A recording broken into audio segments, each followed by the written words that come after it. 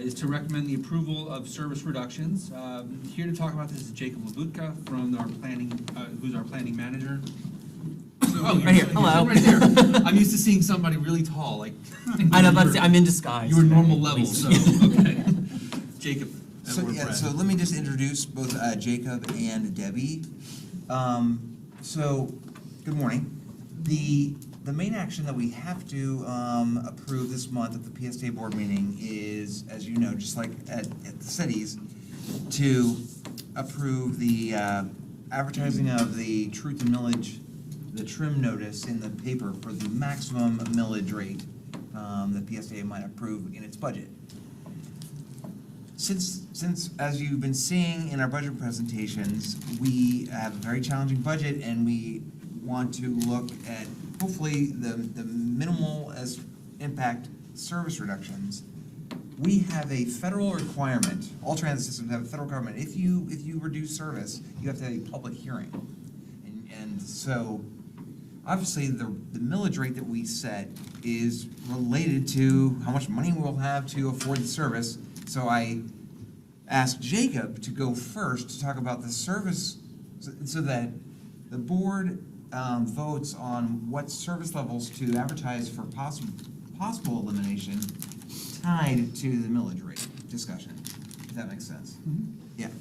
So Jacob, you're first, and then Great. Debbie will be Debbie, and then budget team Al will be here for the millage discussion. All right, thank you, Brad, and good morning. I'm Jacob Labutka, planning manager here at PSDA. So as Brad just said, I'm going to walk with you through a list of possible service reductions that we would take to public hearing. Actually, no, I'm going to trade this on.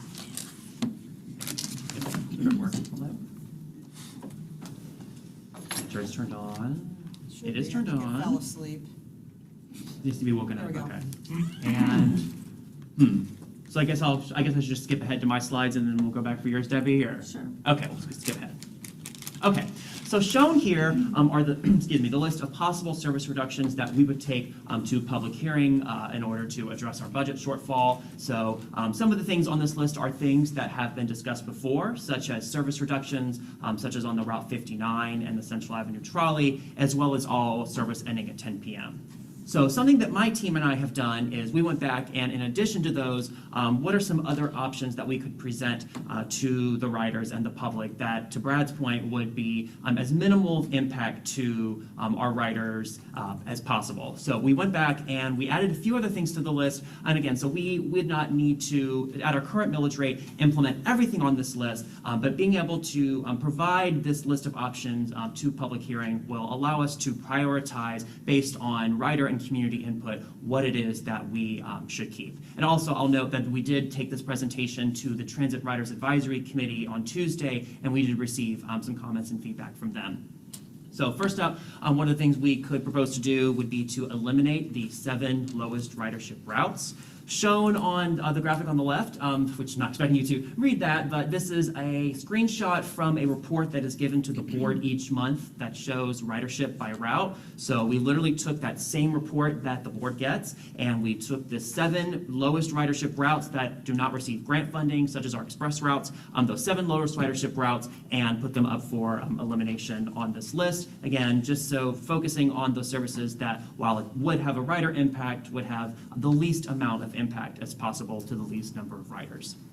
Second, we've discussed this before, but also talking about the reduction of frequency on the Route 59, as well as reductions in service to the Central Avenue trolley, increasing the fares on Mobility on Demand that I believe has been discussed in committee meetings in previous months, ending all routes at 10 p.m. rather than midnight, and eliminating a third of our trash pickup costs by removing trash cans at shelters or having the cities take the responsibility for trash pickup instead. So I'm going to go through these a little bit more kind of one by one. So this is a list of the routes that we're proposing for elimination to get feedback for public hearing. So a little bit of context on these routes shown on the screen. The average route in our transit system has about 20,000 riders a month. So the 7 lowest ridership routes in our system range from about 700 riders a month to about 3,000 riders a month. So again, definitely a ridership impact, but significantly below the average of 20,000 riders a month. So the first two on the list are routes in our North County communities, are Route 813 and 814 that connect communities such as Dunedin, Safety Harbor, Countryside Mall. The next few are routes that serve St. Pete and some of the beach communities, such as Route 90, that's a limited trips commuter service that connects communities in St. Pete with St. Pete Beach. Our Route 32, that's a circulator service in downtown St. Pete. Route 22, that serves 22nd Avenue North. Route 5, that serves 5th Avenue North. And Route 58. And I'll just say for these service reductions, in many cases, there isn't a route alternative. Sometimes there is, like in the case of the Route 32 and 90, but for others, if we were to proceed with elimination, we would certainly market alternative services that people could use to connect to our system, such as our Direct Connect program, particularly our TD Direct Connect program that pays for $9 of a trip to or from bus stops. So that would be pretty much the cost of most trips to connect to some bus stops in some of these removed service areas. In addition, this is a list of service reductions, so not outright eliminations. So first, as was previously discussed at another meeting, reducing some trips on the Limited Express 52 that goes along, for the most part, the Route 52. Also truncating the Central Avenue trolley, which currently operates between downtown and St. Pete Beach. As previously discussed, we could truncate that at Grand Central Station, since we know most of the ridership is east of Grand Central today. And there is, of course, the Sunrunner that is mostly parallel to that service. Also, incremental fare increases to our Mobility on Demand program, reducing the frequency on the Route 59 to operate from every 15 minutes to every 20 minutes, ending all routes at 10 p.m. Currently, there are 12 routes that go past 10 p.m. in our system today, and eliminating 1/3 of our trash collection costs. So collectively, the impact from all of this is about $3.3 million, and we would see a reduction in ridership of approximately 4%, seeing about 338,000 fewer rides per year. So if we were to proceed at our current millage rate, we would only need to save about $1.5 million from the budget, so we wouldn't need to cut everything from this list. But again, taking this to public hearing allows us to hear from the riders in the community about the services that are most important to them, in order to have the least impact as possible with the service reductions. So shown here, this is just a map showing the 7 routes on the first slide that are being proposed for elimination, just showing the geographical distribution of those. So again, they're kind of spread throughout the county, the 800 routes in the North County, 58 in Central County, and the remainder routes in St. Petersburg and St. Pete Beach.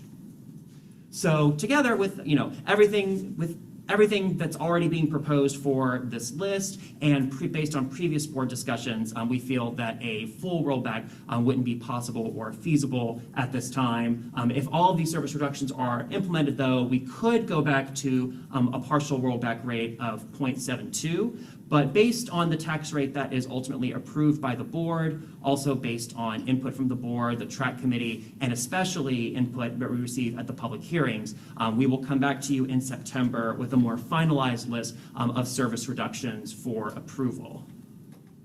So just kind of going a little bit more into that, a little bit into the rollback rate scenario. If we were to go back to the rollback rate, it would be a pretty substantial decrease to the budget of about $7.6 million. It would be, actually, before I go into this, do you want to save the rollback for when they present, or? That's fine, yeah. Okay, so we'll pause on that then. So I guess we'll go to the action item for. Okay, so I think that would be the first action item, would be recommending the approved service reductions for public hearing. And so I think I'll pause here for questions and discussion. Any questions or I discussion? just had a question. What kind of input did you get from the track committee? Yeah, no, a few things. There were a few route-specific concerns. So one track member identified concerns was the Route 58 particularly, that does provide cross-county connections. If that route were to be removed, I would either take multiple trips to complete that same trip, or it wouldn't be able to be completed at all. One track committee member mentioned that although the Route 800 routes don't have that many trips, they cited concern over the loss of the PSTA access service area. So those are the sorts of comments we did receive from track. Right, yeah, in 58, I remember the last time we went through this exercise, there was quite a bit of public concerned with that because of where it serves the Star Center in that area on Bryant Dairy Road. Yeah. Yeah, I think the 58, there was some comments about that Route 58 that goes on Bryan Dairy Road, and then it also is the only route that serves 113th and Seminole and goes by the St. Pete College campus there. It does have low ridership. I mean, it's very limited service only every hour. Right. It's not even that much of a service, but it does kind of hit that mid part of the county in a pretty key way. right. I think that, and I know there was an article in the St. Pete Catalyst about the potential for all this, and those folks in the customer service are already taking, and people are calling and asking questions too. Yeah. Is it possible though, and I guess Henry might know this too, to use like the connector vehicles that we use, the cutaway vehicles we use up in 812, 813, on a route down this way through? Is that something we can look at? Yeah, it's possible. It doesn't really save much money It doesn't. to do that, because, I mean, the bus driver costs the same amount of money, and the fringe benefits and everything else costs the same. Right. Okay. But, yeah. I know we use some of the older connector buses. I see them at Tyrone Mall. I think Route like 5. I can't remember what route I used to say. But these low ridership rack get the smaller 30-foot Yeah. vehicles. Yeah. But there's not a big savings. Well, and that's why there has to be 7 of them, because there's not a lot of savings. Wasn't that a request of the track committee to try to itemize the cost Yeah. of every one of these items, like a buffet, a la carte menu? Yeah. Which is not totally easy to do, but Right. Be a thing we can look into doing. Okay, that's all. Commissioner Gao? It's my goal to have every route be 15 minutes, where it's physically responsible to do. To me, that should be the goal of public transit. And so it bothers me anytime that we eliminate routes or reduce the frequency. It seems to me it's kind of going in the opposite direction. And so some of my questions are, outside the budget process, do we ever look at these low-functioning routes to try and figure out how we can increase them? Could part of this problem be for any connecting routes that the frequency of that other route doesn't match up with the current rider, so that's why they're not taking the bus that's got the frequent route, or any other reasons why they're not? And the idea that we're cutting routes or eliminating routes to balance a budget bothers me. Again, it's going in the opposite direction. And so I know, and just because I speak to Dunedin, Route 813, 700 monthly rides, what am I going to tell those people? Sorry, we had to balance the budget. Are there other ways? Because again, it seems we're moving in the opposite direction. well, and that's why we wanted to provide a list to you to advertise for public hearing that was more than, gave some options so that we can hear from the public, as Jacob has said, hear from the public, hear from the PSTA board, hear from the different communities, and then come finally, when the budget finally gets approved, with a list that that takes into all that consideration, the least amount. And hopefully maybe Debbie will find some additional money and we won't have to be, that's all I ask for every day, but it looks like we're gonna have to make some adjustments. Of course, we always look at all the ways in which we can improve all of those routes. If you look at that map that Jacob just showed, you can see the areas where the ridership is lower is related to primarily to land use. All those parts of the county, including Bryan Dairy Road, are not very pedestrian transit-oriented development. Huge parking lots around all those call centers and things, and a lot of the call centers in Pinellas County are going away. That's what we see on Ulmerton Road. and Bryant Dairy Road is that the call center traffic that's changing. People are working from home, they're doing this call center, you know, some of those, they used to have thousands of workers in some of those buildings, and they're empty now. And even 22nd Street in St. Petersburg is pretty industrial kind of land use along big stretches of it. And so that's why that's the reason that the ridership is lower on those routes. There's just not the density. And I think we'll be able to provide some additional information on that, because concurrently to this effort, we are proceeding with our community bus plan, and they're actually conducting a market analysis of our service area, and they're going to be looking route by route at some of those characteristics that Brad just spoke to, and then kind of going forward through additional public engagement, we'll be looking at opportunities for potential, route restructuring or service adjustments, beyond this effort to try to, improve service to the extent possible. And are these recommendations thank you, Jacob. Are these recommendations to help put us in a position of reducing the millage rate, or is this to just balance the budget at the 0.75? Well, as Jacob said, to balance the budget, we targeted to save $1.5 million worth of service if the board chooses to maintain the millage rate at 0.75. So 1.5, and then as Jacob showed, this list in total is more like more than double that. There are some board members that asked us to look at all the way to a full rollback, which is more than it's $7 million. What the goal really is for the planning committee to, at least my goal would be, the planning committee recommends that we would take going to the full rollback off the table at this point, and that the most we would do was the 3.3 million, which is the 0.72, 0.71, 0.72.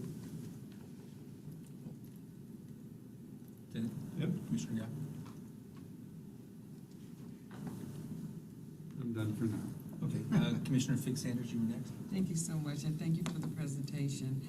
My question is, how soon will we be able to revisit this if we are met with unintended consequences? Can you go back to the routes? Yes. So. The list. Oh, the list, of course. So Route 32, we just approved another huge development that's going to be right there by John Knox, so you're going to have a whole lot more people there. Mm-hmm. And yesterday, we just spent 3 hours in public comment about 1,000 unit apartments that are going up right there off the 22nd Avenue North that would utilize that route as well. So we're talking 1,100 units, possibly 3,500 new residents right there on that spot that you're looking. So when we're looking at eliminating routes, I think it would be good if you touch base with other municipalities to see what development is planned there. Because if we take the routes away, how soon can we put them back if we found that we've served ourselves a disjustice, our riders pretty much a disjustice if it's gone and we can't find a way to incorporate it back? Because if we're looking at reducing routes based on trying to base a balance of budget, I'm just kind of concerned with how soon we could find those additional dollars should we need to replace those routes. Yeah, no, absolutely. And I think that the development piece that you spoke to is another factor that's going to be analyzing the bus plan, both the existing developments, future developments, and we've definitely looped in the bus plan team to this whole conversation and trying to give them all the information as possible so they can know about those future developments. Okay, well, we know about this one because we just voted on it yesterday. Yeah. So I'm just trying to figure out how you incorporate those opportunities and possibilities back to our riders in the process. No, absolutely. And I think, there's going to be, even beyond, these public hearings and these service cuts, there will be public engagement specifically related to the bus plan. So say, for example, we were to eliminate a route like the 32, and if we were to hear, overwhelming public engagement, for example, or public input on that route specifically and the need to have it return in some form, maybe that's something we could look to implement after the bus plan, which the goal for the bus plan plan is to be ready for the 2024 TDP next fall, and then after that point, we would probably look into doing some service changes that would be the direct result from recommendations from the bus plan. Okay. And I guess, I appreciate all the effort that has gone into it, and I understand that there is a methodology to it. I'm just looking at some of the concerns that the residents in that neighborhood were stressing yesterday, in the on-street parking and not having enough parking for the residents, and they're hoping that there will be, that was one of the requests, will be ample transit, Mhm. that they wouldn't have to utilize their cars, and now we're talking about taking the route that goes right in front of where there'll be. So it's kind of like, how do you balance? You know, how do we tell constituents, yeah, we can provide that, and now the route is getting ready to leave. So I'm just curious, because I heard a lot of might and maybes, and there's nothing solid from that, but hopefully I'll be around to kind of continue to help advocating for that transportation that they so desperately said they would need once this development goes. No, absolutely, and I think, following board action, when we start advertising for the public hearings, I think we'll definitely make sure that, all stakeholders and affected riders are advertised too, so they have a chance to be able to come to these They meetings. won't have, the developers are built yet, so that's why I was asking, could we go back? Yeah, Yeah. but yes, I think there are future, I'm sorry, yes, to your point, there will be future opportunities to kind of reassess. I actually have, Commissioner Fix Anderson, I have a couple questions for you based on that development. First off, do we know when what the timetable is for building that? I do not. I It's don't probably at least a know. couple of years I don't with know. permitting and construction I don't know, because we've been talking about it for a while. okay. So- The other question is, did the city require or ask for any transit connecting options as part of the development, right? So building a bus lane or a bus turnoff or something like that. No. So that was something that, and I've mentioned Yeah, I talked for about it, years yeah. on this, is that as part of our land use, if we want transit to be used in different cities, we need to have cities requiring developers to make a space for transit options. And whether it's also Uber pickups and other, it doesn't have to just be the bus. That's why we have Ford Pinellas. Well, then we need those requirements to come from there. So I know we can revisit it, but, when I saw the news on the new development yesterday, the first thought was, okay, so, now we're cutting off, for, it's 1,000 units. That's a huge constituency. So I want to go to Commissioner Albritton's questions. I just had questions specifically about that development. Commissioner Albritton? Well, more of a comment than a question. Well, first of all, I know we've been talking about millage rate in the board meetings for a while, and we have a couple of board members that advocate doing a rollback, and I never could understand the reasoning why they were saying to do that, because in a pinch, they could raise it, and I'm like, well, we just, at the council meeting last night for Clearwater, we did not roll back. Last year, we did a partial rollback because just the property values, we decided to give something back to people, but it's a little different in a city and public transportation. I agree, Mr. Gow, the whole reason, I don't want to see us going backwards on public transportation. I think I'm always headed toward premium, 15-minute.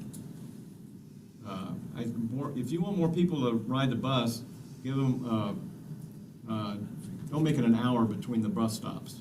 Bring it down where it's reasonable. Any big city you go to, it's 10 minutes. You miss one, 10 minutes later, you catch another one. That's the direction we need to go, and I never thought, and I know, right now, the reason we didn't roll back anything is everything is going up. And, we have some plans in Clearwater to move forward on some capital improvements, and we had people come up and say, well, it's costing us more, well, it costs us more too. Our insurance rates are crazy. So we kind of held the line on it, and I don't think we should do any kind of, I know we have to do some reduction, even if we kept the millage rate the same. We need to find $1.7 million, is that it? 0.5. 0.5. So maybe we put some of the reductions, but I don't know about doing any kind of eliminations unless the routes that just don't have anybody. The one idea that actually, some of the board members came up with that we didn't talk before about, you're seeing for the first time today, but we talked about it at the workshop back in June, is about the trash. The idea would not be to not have trash pickup, but, I don't know, if the cities could pick up the trash instead of us, that would, as Henry has told me, you know, we started off with a very small amount of trash cans, and then it's kind of really exploded over the pandemic. So now it's $500,000 a year out of our Ridiculous. budget. Yeah, I've always thought. And Debbie informed me, and informed that a lot of public transit, a lot of cities in the United States, the public transit system does not pay for any trash pickup. It's the cities that they operate in that pick up trash. And or the communities pick up the trash. Transit system, like her system where she worked in Buffalo, they have $0 for picking trash collection. I agree with that. I mean, I was flabbergasted with the amount we pay for trash pickup. We even discussed it not too long ago, and I'm like, But that Wow. came up at the track meeting. I mean, our cities need to be clean. You know, we're not proposing that there be no, that people just throw this stuff on the ground. Every single bus in our system has a trash can on it. So it's, the trash that we're paying $500,000 to pick up is often not necessarily from our riders. Right. It's from other people. Or the mattresses, or everything else. the pianos. Yeah. Television. Do you know what the poundage is? Did we pick up the tons? We have a corrected number on that, yeah. It was a lot. Crazy amount. There's a projection this should be 375 tons.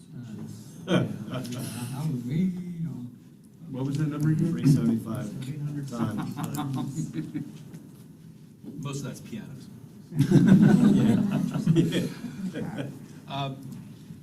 So a couple of questions I had, or comments. The monthly ridership numbers that you have here, what time period is that over?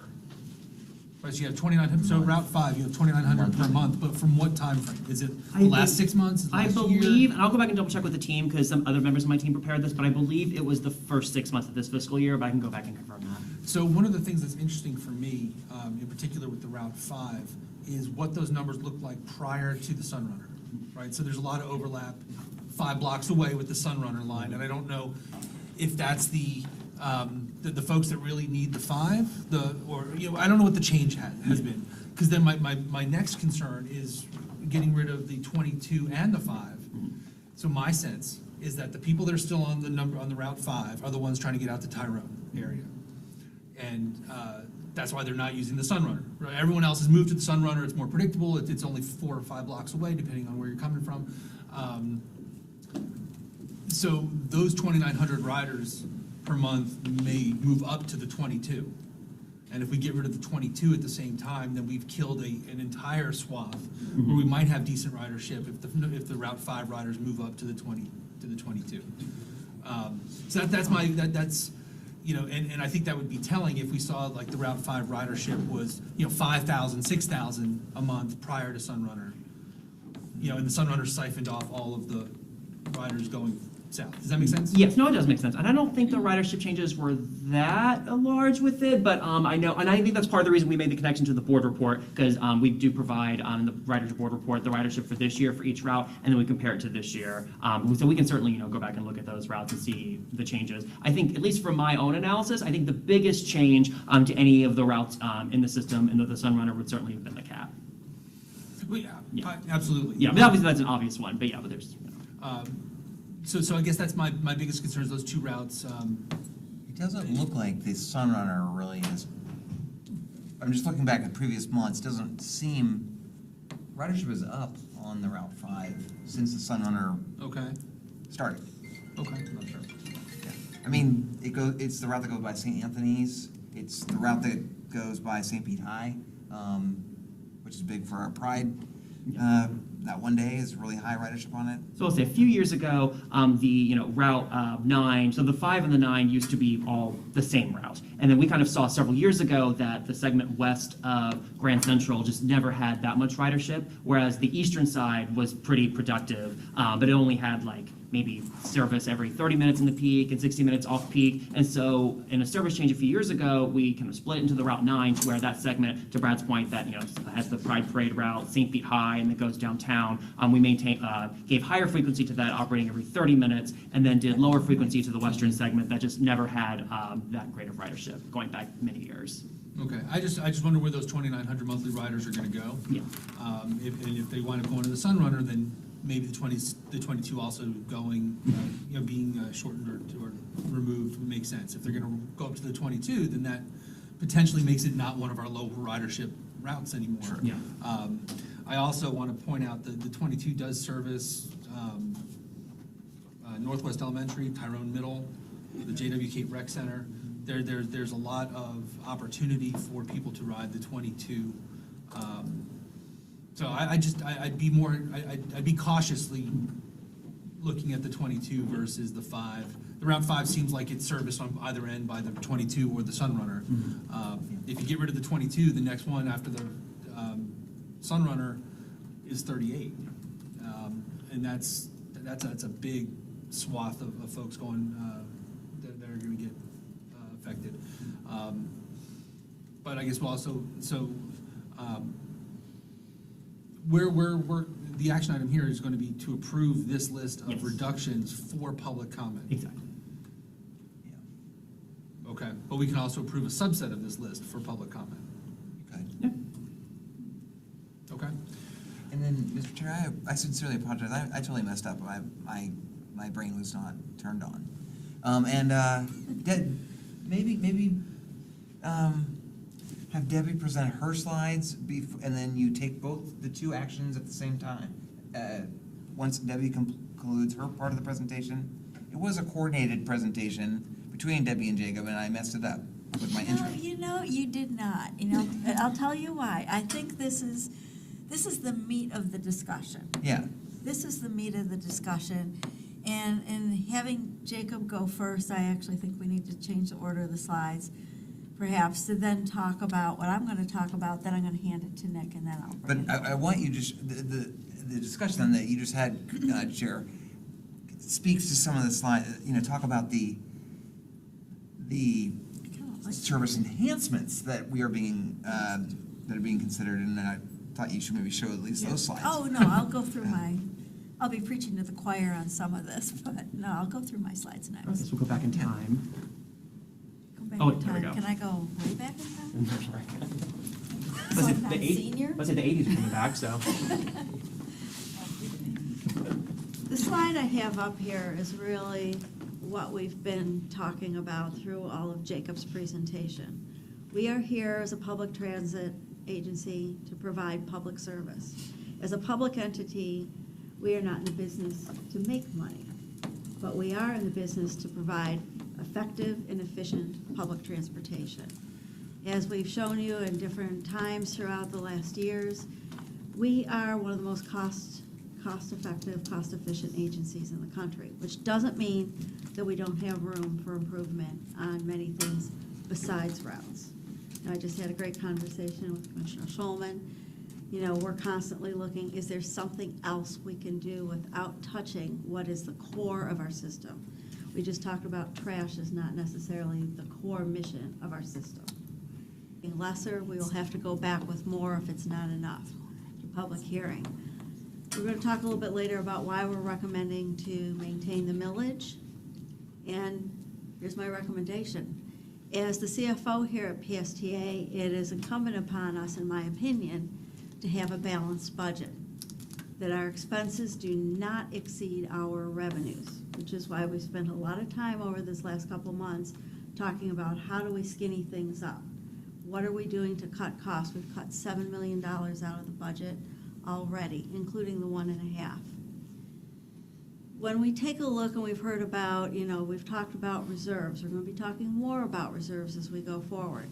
we do not have a lot of reserves that are not encumbered somewhere by the board or by legally.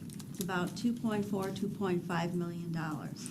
If I take some of those reserve monies, instead of cutting expenses or increasing revenues, and I use that to balance the budget, it's one-time funds. It doesn't solve the problem. And I like using the example because we're in a beach community area. You pick up sand and it's gonna come right through your hands. And that's exactly what will happen with the money. So we wanna solve the problem, let's not use Band-Aids. As I mentioned, we are keeping our budget flat as it stands today to what our budget was for fiscal '23. To get there, we've already cut out a significant amount of money. Despite that, you heard Jacob talk about the service recommendations. So with that, I'm gonna skip ahead. Let's see, did I think I pick it up? Or you do- No, Go ahead. Oh, Okay. cool.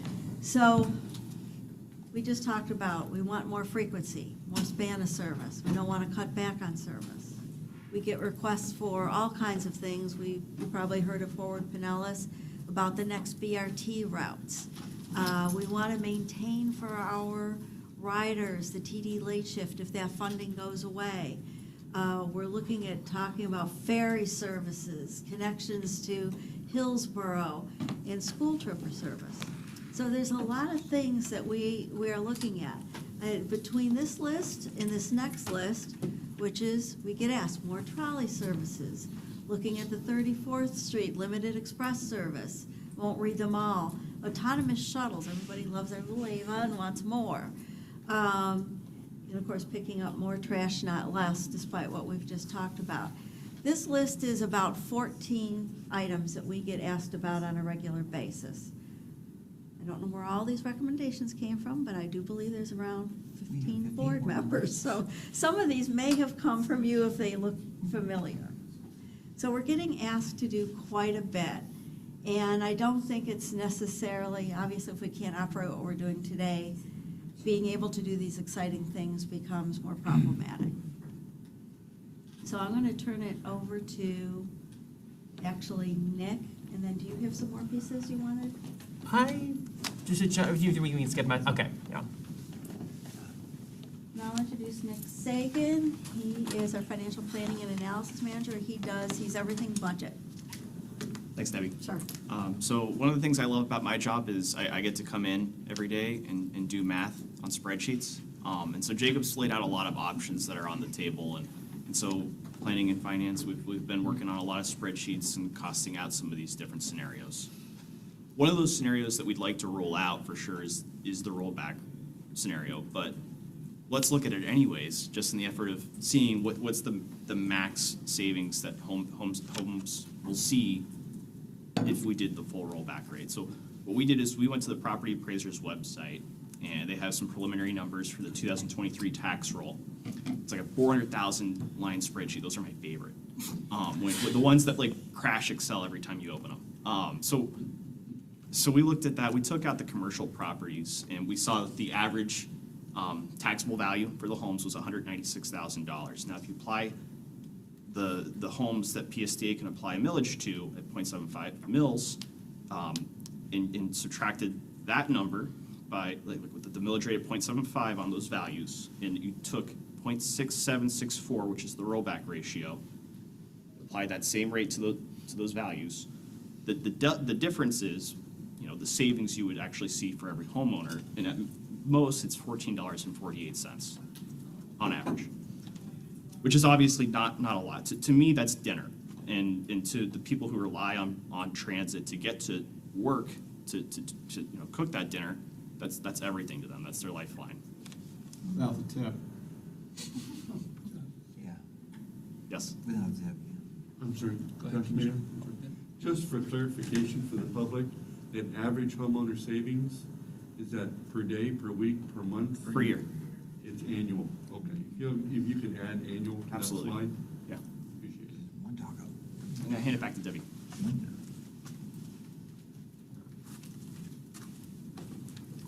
I'm also hungry again now with the tacos, but, oops. So, two action items for today is what do we take to public hearing? How much of these reductions do we take to public hearing? The second piece that we're recommending is to maintain the millage rate at 0.75. Are there any questions, comments? Are there any other questions or comments? Commissioner Fix Sanders? If we can look at those, eliminate 7 very low ridership rates, because I'm still kind of nervous about 22.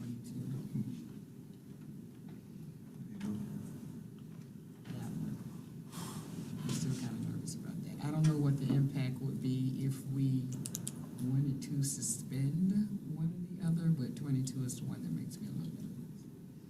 And I mean, although you say we can revisit it, I might not even be here 2 years from now to hold you to it, but I just, I didn't, that one kind of makes me. Yeah, nervous. I So will say one of the things that we did, excuse me, not that it would, suit every rider's needs, but when we were structuring the Direct Connect program, I think the Route 22 has just always been one of those routes that has been just a lower ridership route. So when we were structuring some of the Direct Connect locations, we've placed multiple locations along that corridor. I believe there's one on the eastern end of the corridor at 4th Street and one towards the western end of the corridor, to where if there was ever to be a service reduction or elimination on this route, riders could get that either $5 trip to the Direct Connect station, or for our TD customers, get that $9 trip to the Direct Connect location. So I don't think, it may not suit everybody's needs, but I think it could be a good alternative for a lot of people who are using that today to still be able to get to some of those connecting services. And even with that, you didn't identify any ridership that utilizes the services after 10.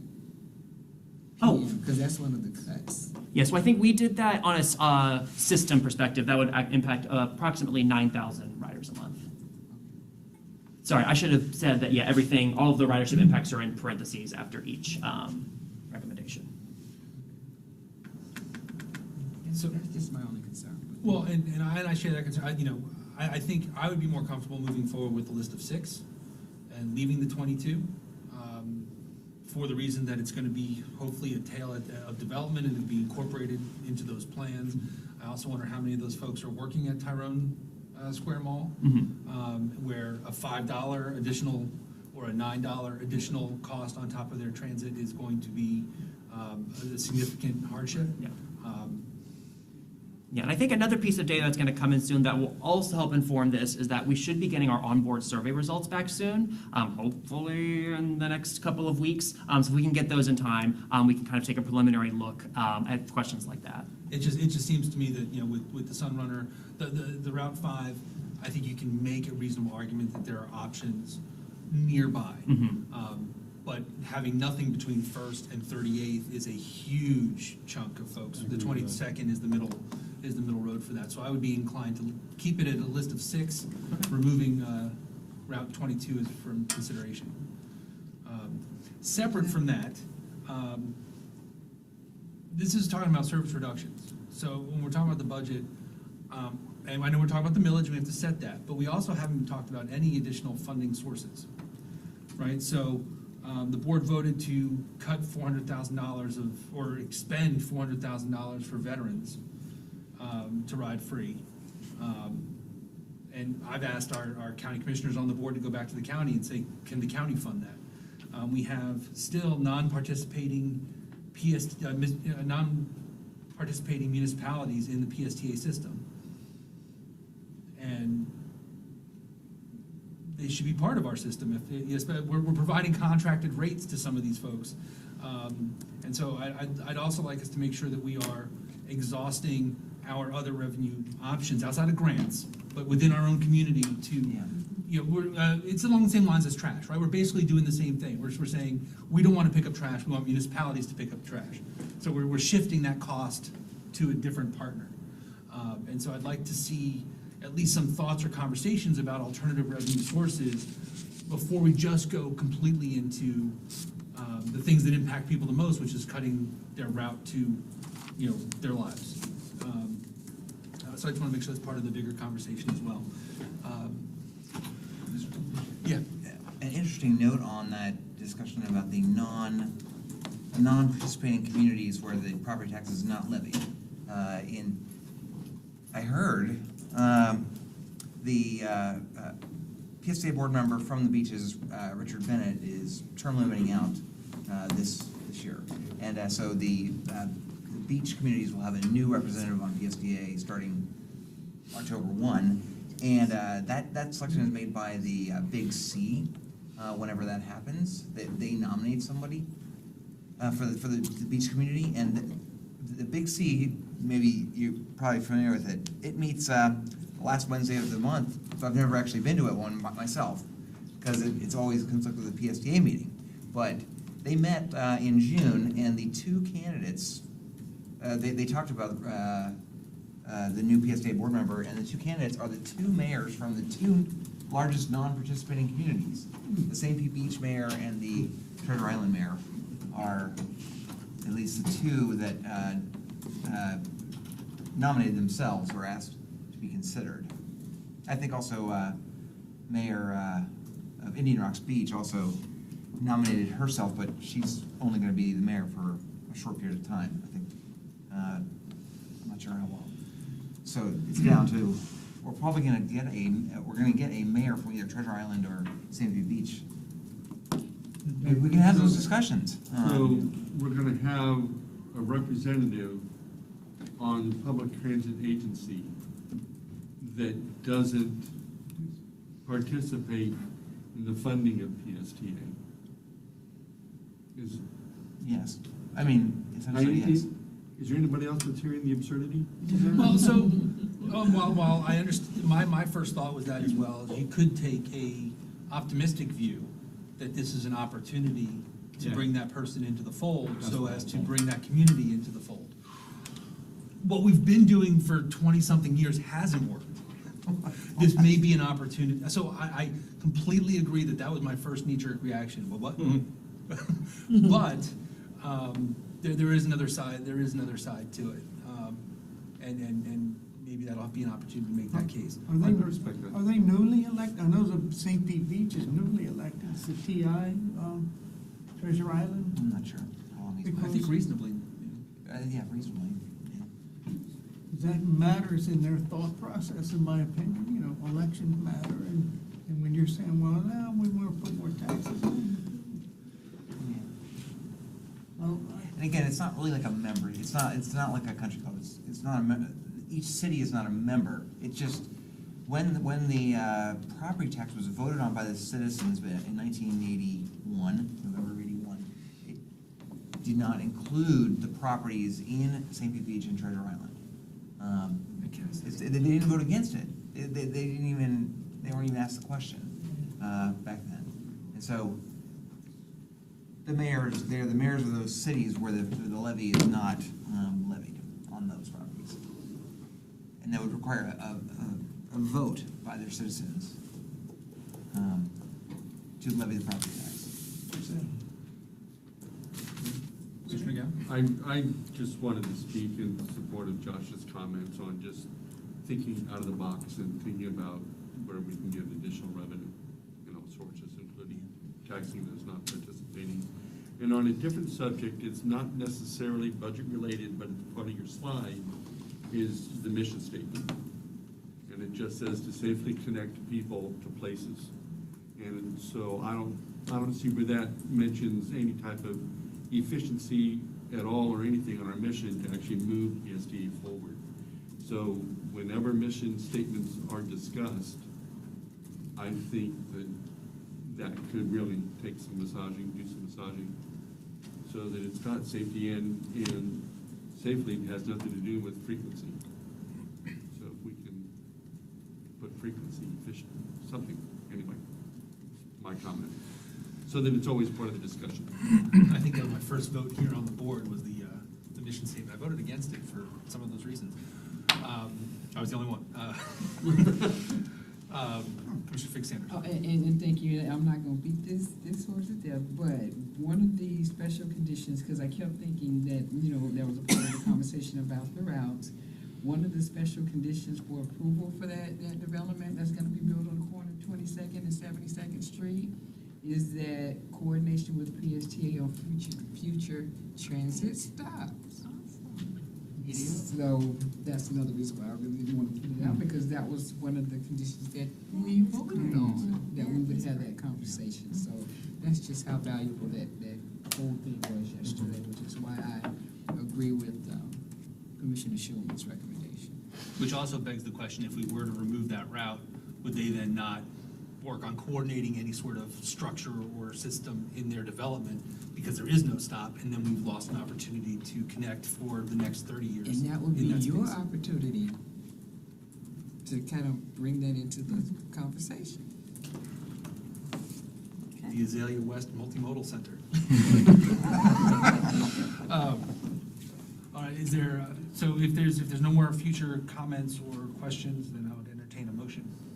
I'm sorry. Yes. Before, did we decide, are we doing one together or the two separate? It's or- two separate. Two separate. Two separate, okay. So the first one's on the service Right, reduction. okay, ready. I'll move to approve agenda item 3B. I would like to amend that potentially to not include Route 22. Not include Route 22, I agree. Second. Yeah, I'll say. All right, we have a motion and a second. All in favor? Aye. Thank you. That passed unanimously, and we'll move on to the, a motion for the fiscal year 24 millage rate. I'll move to approve, the .75. To advertise, yeah. Yeah, as advertised. Second. There's a motion and a second. All in favor? Aye. Excellent. Thank you all. Motion passed unanimously. Chair, may I? Yeah, No, but we're one on part- other business, so. I know, but yeah, but not part of the vote, but back to the trash. And I Yes. would just like to encourage all the board members here, and I'll mention it to general, to go back and talk, because I think that's a valid point, that the municipalities should participate in picking up trash along the routes. And see if we can't save TSA some money there. 500,000? Yeah, hopefully, what we're gonna try to do is get a map, a GPS map of all the trash cans in the system, and which cities they're in. Yeah, and also how many trash cans in each municipality? Yeah. That we Don't can make take it and too say. complicated. Don't give the municipalities an easy way out. And also the routes that have the shelters, I've noticed that some of the ones that were heavily trashed, I mean, just trash everywhere, are the ones that were covered, because it gave them a nice little place to lay down, and it was utilized more so for that. It's like a home. It's like It was a it's like home, and residency. so the lower ridership routes, if they have the full cover, you might wanna help remove those to help with the trash. Well, yeah. Because you really are moving mattresses and sofas. Is there, under other business, does any committee member have any other business to bring before the committee? Sorry, I don't have a phone number for Laren Harper. Neither do I. I looked it up earlier. on that. Does anybody have a phone number? Aaron Harper. What's wrong? All right, seeing no phone number, our next meeting is August 16th at 10:30. Thank you all. Meeting is adjourned.